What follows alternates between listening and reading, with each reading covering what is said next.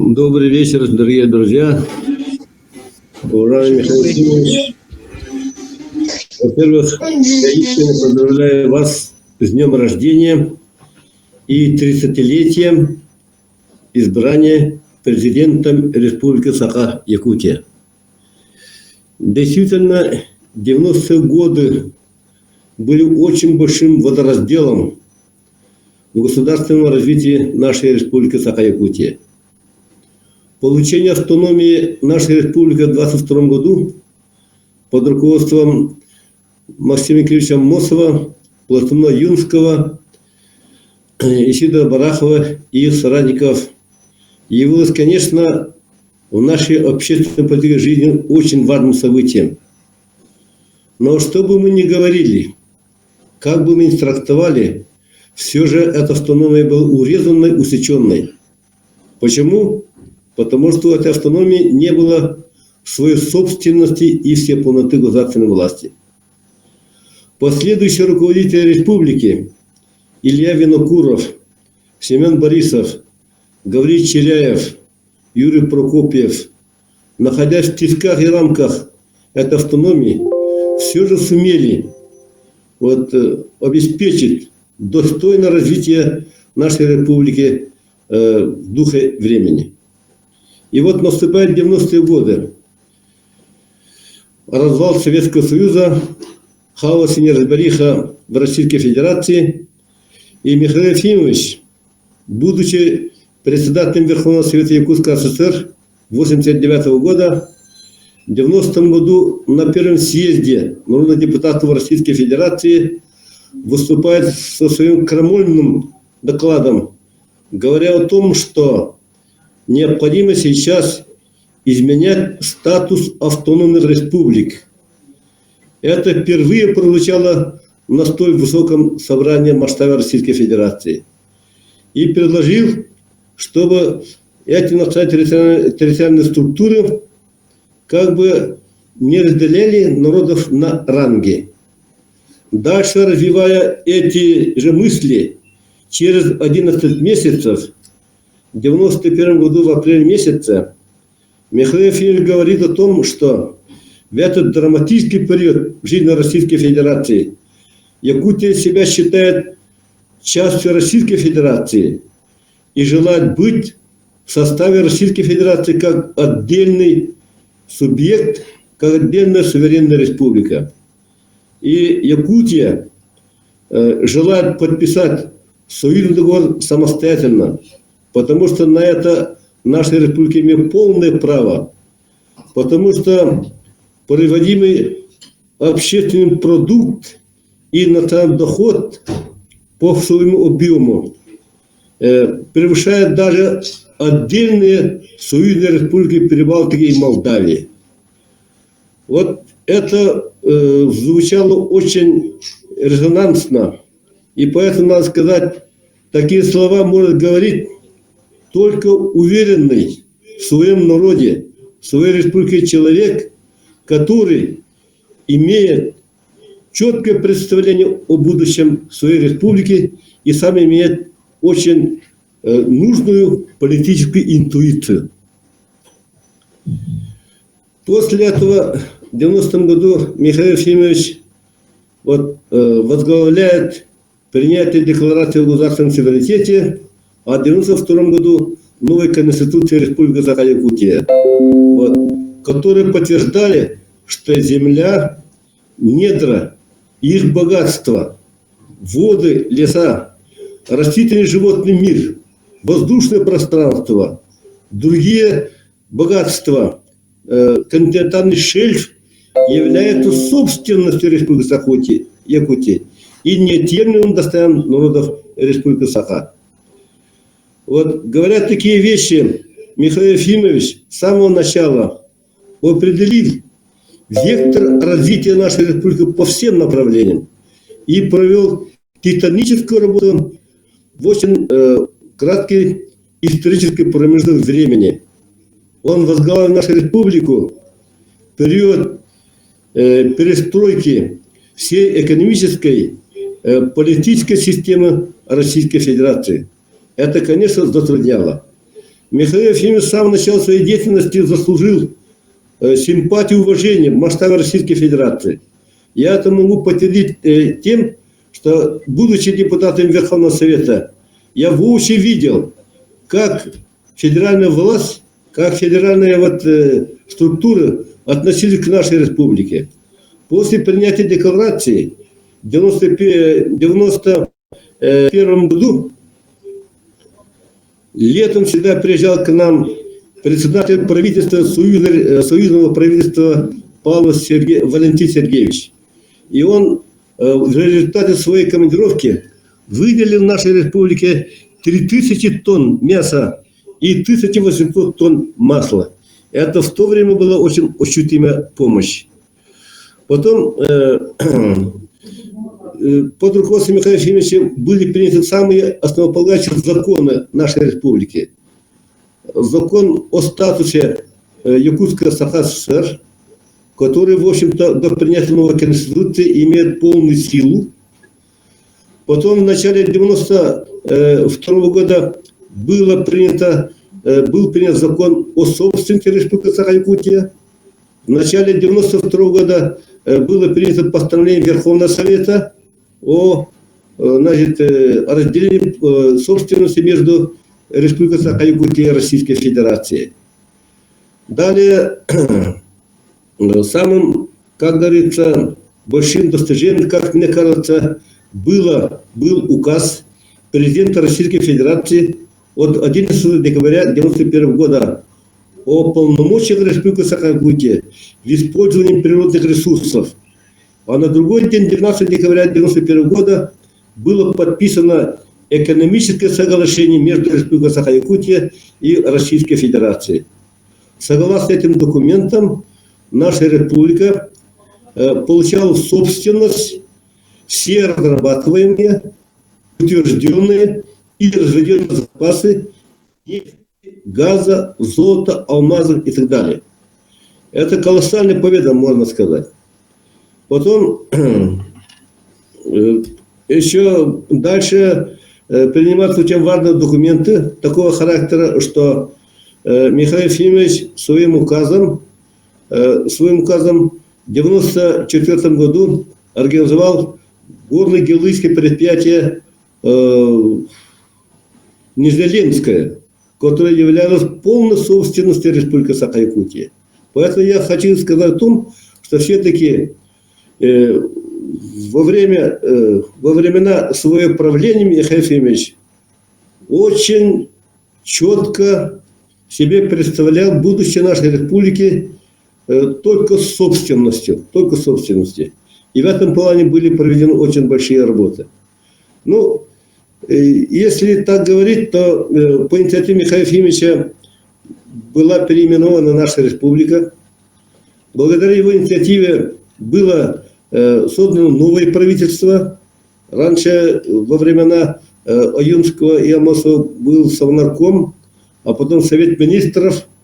Это Совет Министров в свое время, конечно, выполнял в основном задания по становлению областного комитета партии, а наше правительство на основании федерального закона номер 184, конечно, являлся самым большим исполнительным органом, имеющим достаточно большую самостоятельность. И в 1992 году, 31 марта, как вы знаете, был подписан федеративный договор. В этом плане Михаил Ефимович сделал очень большую работу. А 25 июня 1995 года был подписан договор о разграничении полномочий между органами государственной власти России и Республики Саха-Якутия, а также 15 соглашений касательно бюджетной политики, финансов, миграционной политики, внешнеэкономических связей, образования, здравоохранения и так далее и тому прочее. Очень большие документы. По инициативе Михаила Ефимовича был утвержден флаг и герб нашей республики в 1992 году. Был создан Конституционный суд Республики Саха-Якутия. В 1994 году был принят гимн Республики Саха-Якутия. Поэтому можно сказать, что буквально за какие-то 4-5 лет под руководством Михаила Ефимовича республика была обставлена всеми необходимыми атрибутами государственной власти и самостоятельности. Ну, в общем-то, я как человек, который работает с Михаилом Ефимовичем, особенно в области образования, науки и высшей школы, должен говорить о том, что если говорить об этих вещах, то, конечно, очень много, но я должен сказать о том, что в 90-х годах, когда мы только начинали эту работу, наша республика по числу студентов на 10 тысяч населения, студентов высших учебных заведений, занимала в масштабе России где-то 45-50 место. А через 10 лет спустя, в результате работы вот нашего департамента, Министерства образования, высшей школы науки, у нас, знаете, по этим показателям мы занимали в России после Москвы, Санкт-Петербурга, Татарстана и Тюменской области где-то 5 место. Это был большой прорыв. Именно прорыв, обеспеченный деятельностью нашего первого президента. Вот у нас открывались новые учебные заведения, много учебных заведений, в том числе в рамках Якутского госуниверситета, Институт математики, Институт физической культуры, Педагогическая академия. У нас были открыты филиалы университета в Мирном, в Нёрнингере, филиал Якутского сельхозинститута института в Олёкиминске, в Актемцах и так далее. И впервые в истории вот не только нашей республики, но и Российской Федерации вот, был открыт институт физкультуры и спорта в Чурапче. Это грандиозное достижение, можно сказать. И в этом плане Михаил Ефимович сделал очень большую организационную работу. Там на верхах с Министерством образования и правительством Российской Федерации. Ну, иногда у нас здесь бытует мнение, как будто бы кто-то пожелал открыть там в Чурапче институт и открыли. Ну, так не бывает. Мы в масштабе республики можем открыть какой-то техникум, колледж и тогда училище, а высшее учебное заведение открывается только с высшего согласия высших органов вот, Российской Федерации. Ну, и я хотел несколько слов сказать об управленческих кадрах.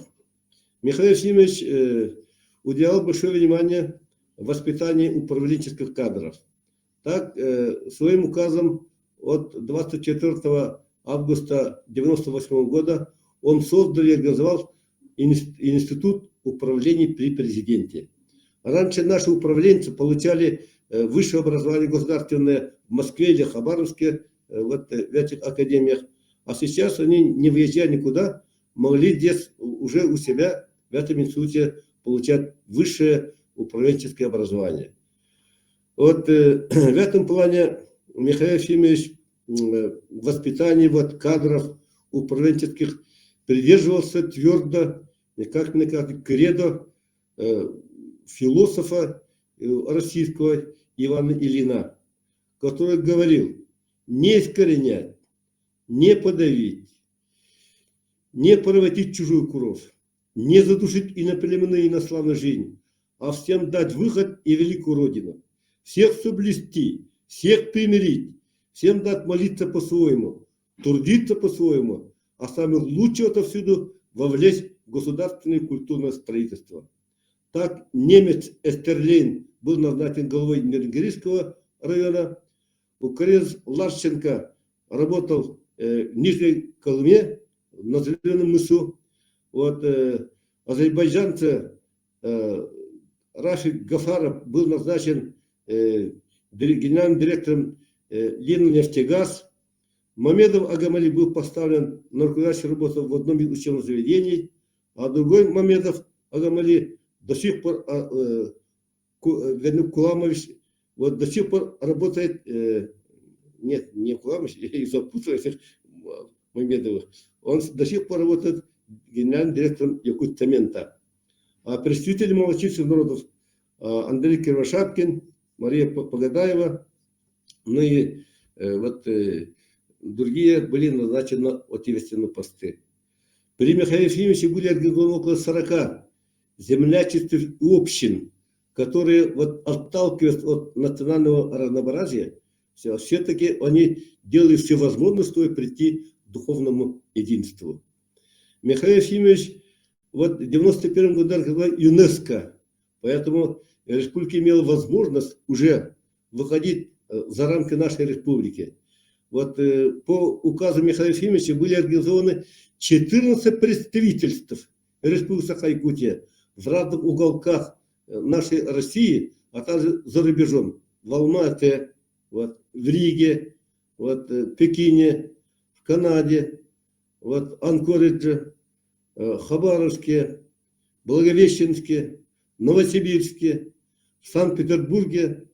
Вот именно вот эти представительства делали все возможное, чтобы обеспечить культурное, торгово-экономическое, научно-техническое сотрудничество с другими странами и областями, краями, городами. Это было очень большое дело. Вот можно сказать, в этот сегодняшний такой вечер, когда вот Михаил Ефимович сегодня справляет день рождения, вот можно спросить, какой же феномен вот дает возможность Михаилу Ефимовичу столько лет быть лидером, столько лет, значит, оставаться одним из политиков, тяжеловесов масштаба Российской Федерации. Мне кажется, ответ один и очень простой. Он выходит из бедной крестьянской семьи.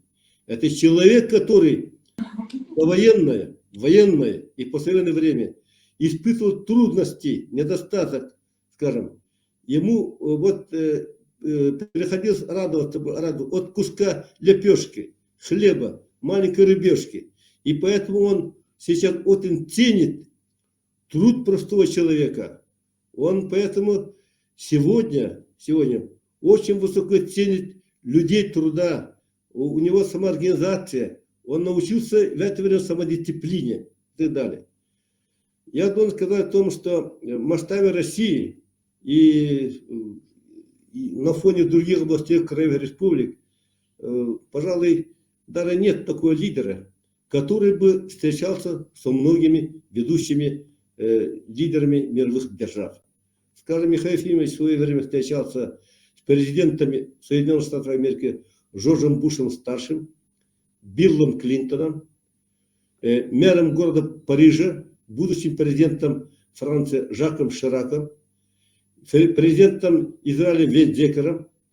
Он имел честь быть принятым королем Швеции Густавом Карлом XVI. Он имел честь быть принятым императором Японии Акихито. Он имел честь быть принятым президентом Южной Кореи Ким Ен Саном. Он имел честь быть принятыми президентами вот, Вьетнама Нгуен Мин Чиетом и Филиппин Глория Арройра. Он имел честь быть принятым двумя председателями Китайской Народной Республики. Вот еще будучи президентом Республики Саха-Якутия, в 1994 году он встречался тогдашним председателем КНР Дэн Цзиминем. А 10 лет спустя, работая в Совете Федерации, он встречался вот, председателем Китайской Народной Республики Кудзинтяо. Так что авторитет очень большой Михаила Ефимовича. Он имел редкую возможность выступать с трибуны Организации Объединенных Наций, с трибуны Евросоюза в Страсбурге. Он имел возможность выступить с трибуны Индийского парламента в Дели. Вот. Очень, какие, надо сказать, серьезные, как говорится, политические шаги, можно сказать, даже в масштабе Российской Федерации. Поэтому я должен говорить о том, что Михаил Ефимович, мы должны сегодня говорить такие слова. Мы не льстецы, мы просто на самом деле говорим, что он человек такой. Вот. Почему у него самые такие, какие у него качества? Я как человек, который близко с ним много работал, я могу сказать о том, что Михаил Ефимович это человек очень доступный, очень простой. Он человек дарованный от природы. У него необычайная энергетика и самодисциплина. Он от и до знает историю своего родного края, России и даже мира. у него креативное аналитическое мышление, у него вообще просто высочайшая харизма, начитанность завидна у него, начитанность. Он имеет очень общее представление масштабе развития Российской Федерации, нашей Республики Саха-Якутия. Поэтому я должен сказать о том, что вот Михаил Ефимович умеет слушать собеседников очень внимательно. Он принимает и другие мнения. У кого-то есть такое мнение, как будто Михаил Ефимович этого не делает. На самом деле он очень внимательно слушает собеседника и очень хорошо принимает и другие мнения. В этом плане я хотел бы привести пример вот императора Франции Наполеона Бонапарта. Он 50-летний император, находясь за на острове Святая Елена, обдумывая свою прошлую жизнь, говорил о том, что его власть начала расшатываться, когда он стал не терпеть вокруг себя умных людей. И солнце его власти закатилось полностью, когда он стал игнорировать мнением других. А в противоположность этому, хотя сегодня Михаил за 80 с лишним лет, он и сегодня заслуживает симпатию, почет и уважения у простого народа, у своих коллег, товарищей и так далее. И действительно, с 1989 года работая председателем Верховного Совета, 2 срока подряд президентом нашей республики, работая заместителем председателя Совета Федерации, Федерального собрания, депутатом Государственной Думы, он очень заинтересован в дальнейшем развитии нашей республики. И тот курс, который наметил Михаил Ефимович, будучи президентом нашей республики, сейчас он ориентирован на человека. И мы все являемся свидетелями этого благородного курса. Спасибо.